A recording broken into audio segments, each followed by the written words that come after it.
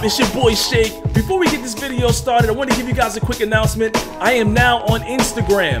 You can find me at Shakedown2012TV on Instagram. The link will be in the description. I'm taking the names of the first batches of people that follow me on Instagram, putting their names in a hat for a chance and opportunity to win some giveaways. So what do I have here? I got some Mass Effect Andromeda, some Battlefield 1, and some UFC 2. Heck, I got a bunch of games EA gave me down at EA Play. I want to give them away to you guys, so check me out on Instagram. So on that note, if you enjoyed the video, give it a quick like, subscribe if you're new to my channel, and I'll see you in the next one. So welcome 2K fans to part 3 of my NBA 2K18 Ultimate Wish List. Part 3 is all about gameplay, things that should be added and things that should be removed. So what up 2K fans? Welcome to the Shake Show. Shout out to the Naughty Gang, and thanks for hanging out with your boy. Let's dive into this. I'm gonna discuss some gameplay features that I think should be added to the game, and a few that they really need to remove from the game. Number 1, faster passing. You guys won't believe me if I tell you this, but I've been asking for faster passing since NBA 2K13. I still believe that 2K should add in some form of pressure sensitive passing to the icons in the game. So let's say you want to pass to your point guard. He's wide open, but you want to get a bullet pass to him. Maybe if the button command was pressure sensitive, so if you pushed R1 and A to icon pass to him, or R1 and X on the PS4, and you held down the button, the longer you hold it, the harder the pass. In my opinion, this would make for some amazing Magic Johnson bounce passes, some faster, flashy passes. I just think that you need to be able to control how fast you pass the ball, because a lot of times you pass the ball in this game and it's lazy. I'm thinking that the playmakers will be more accurate with their passing and the reception will be more likely. But if you pass super hard with, let's say, a big man, maybe the receiver fumbles it more often, or maybe it's just not as accurate. We all know how bad the passing can be when it's passing these very floaty, slow passes that are easily picked off. Take a look at FIFA, man. FIFA has phenomenal passing. It's pressure sensitive. You can pass it faster or slower. Lob it up. I strongly suggest that we revamp passing for NBA 2K18. Custom park and Pro-Am camera angles. Come on, man. In 2K10 and in 2K11, we had the turbo cam. Some of us still want that up and down effect because we want to see the whole floor. We don't want the broadcast view, but some of us don't want the camera to pan on steals. So why don't you just give us the turbo cam? Heck, give us custom cams in general. Why do we have to jimmy rig the game in order to glitch it to get the camera that we want for the park or for the Pro-Am? We have not had custom park or Pro-Am cams since NBA 2K11. Damn, 7 years ago? At this point in the game, that's just embarrassing. And I'm so sick of the blimp mode 2K cam on the park where everybody's this tiny you can barely see the action. Realistic block animations. Listen, I'm all for the fact that you're able to stop someone from just going into the lane and dunking on people. We don't want the 2K13 paradigm where you just can't block dunks. But damn, the majority of the block animations are never even met at the rim. Everyone's getting blocked like halfway through their animation, and blocked when they're cocking it back, and blocked way before they get to the rim. After a while, it looks ridiculous. And again, there's barely any sound in blocks. This has been a problem since like 2K12, 2K13. 2K will never get this right. They always tell me they're working on it. I played a Pro-Am game last night. This one guy on the opposite team had 10 blocks,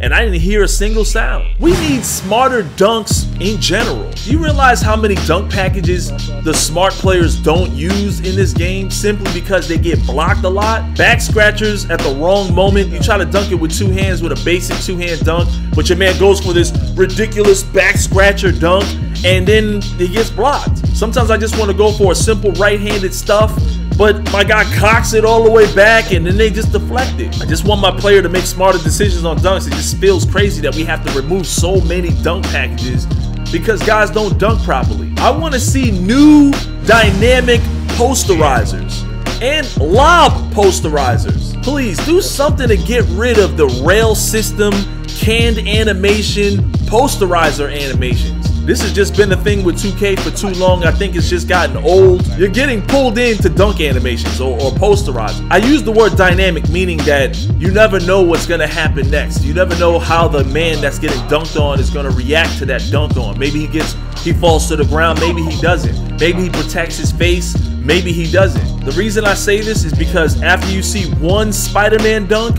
you've seen them all. And some of the greatest dunks that have ever taken place in the NBA have been lob posterizers. I've seen a lob posterizer to LeBron James where he leaped over the defender and dunked it. And we can't forget what DeAndre Jordan did to Brandon Knight. How come 2K doesn't have lob posterizer? You can't lob it up and poster no one. And while we're on the subject of lobs, flashy pass lobs. I've seen Chris Paul lob it off the ground in game to James Harden. And we all remember that amazing lob that Jamal Crawford did to Blake Griffin. Flashy pass lobs will be a new feature and an awesome addition to the 2K series. And speaking of lobs, how come in 2K14, 2K15, and in 2K16 you could lob it off the glass with ease to your teammates? It seemed like in 2K17 the lob off the glass was either extremely rare or just non-existent. I've seen more full court putbacks than lobs off the glass, and that doesn't make any sense. I'm all for the new dribble moves that are in 2K17, giving us the full power of creating our own styles. But we need the NBA 2K14 and 15 spin dribble moves. No one, and I repeat, no one uses any of the standing spinning dribble moves in NBA 2K17. I'm talking about the ones where you're dribbling in place and you rotate the right stick and your man spins in a circle while dribbling, and it's this awkward move that no one uses. In 2K15 and 2K16, you could crossover, catch it, and spin to the other side. I do that move in real life all the time. You could crossover, spin off your guy right then and add that combination. You cannot do that in NBA 2K17. Not unless you're running, and even then, it's more than likely you're not going to do the move. The standing crossover spin move is pretty much not in NBA 2K17, and if it is, it's extremely rare. And if you guys are doing it on a regular basis, it never makes it into the top 10. And I never see any clips coming in from you guys, so I know no one else is doing it. I also want them to mocap the spin move into a dunk back into the game. You used to be able to do a crossover or a spin move driving into the lane, and when you finish the spin, you could dunk it. No one does that anymore either. The Pro-Am and the Park ambience at times can be very boring. It's just very quiet. After a while, I feel like I'm falling asleep while playing. Since you don't give us after the basket cutscenes, at least add more sound to the game in the Park and in the Pro-Am. The Pro-Am walk-on crowd is boring. Everybody's boring. One of the most anticipated events in the NBA is the All-Star Weekend Dunk Contest. Some of you guys remember I used to do the Commentators Dunk Contest on my channel. It was a big competition I would host every year. I'd like them to bring online competitive dunk contests using my players. I just think it would be cool to play against my subscribers and see other people compete against each other in online competitive dunk contests. How about this? The ability to call a zone in the Pro-Am. I just don't understand how this is not a real feature in the game. Sometimes I run with friends and they say, hey, let's play a zone because this one guy is killing us. And when we try to run the zone, you start losing teammate grade because you're not following your assignment. This is an oldie but a goodie on my wish list for the last maybe 4 years. But I want a interception button command on defense. Basically a catch button as opposed to just deflecting passes in between the passing lane. There are times where if in real life my man would just catch the ball, but I'm relying on my character to do what 2K wants my character to do.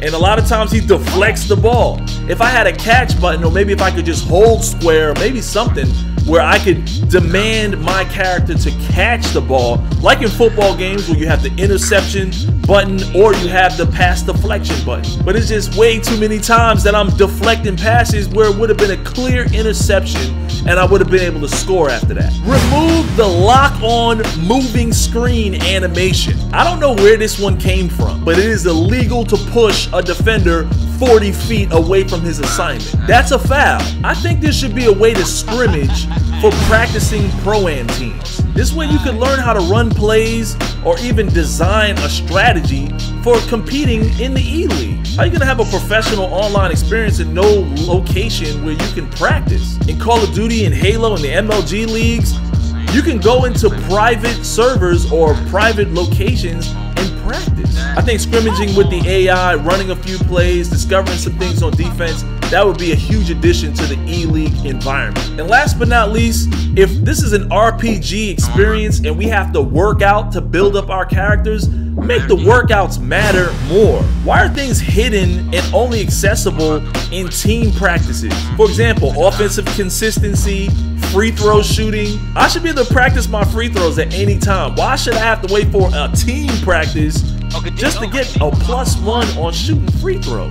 Not to mention you gotta go through a tremendous amount of loading screen waiting times just to get these little +1s. I like the direction that we're going in terms of doing work to level up your character, but I still think we need to advance that entire paradigm. So listen guys, this list could go on and on, but for the sake of time, I'm gonna leave it up to you guys to fill in the blanks. Comment in the comment section, let us know some of the things you would like to see fixed or changed in terms of gameplay. If you agree with the majority of the things discussed in this video, give the vid a like to show your support. Subscribe if you're new to my channel, and I promise to be back with some more crazy ass gameplays, top 10s, my career and park for you guys later. Peace. I'm down with you. Oh, good move.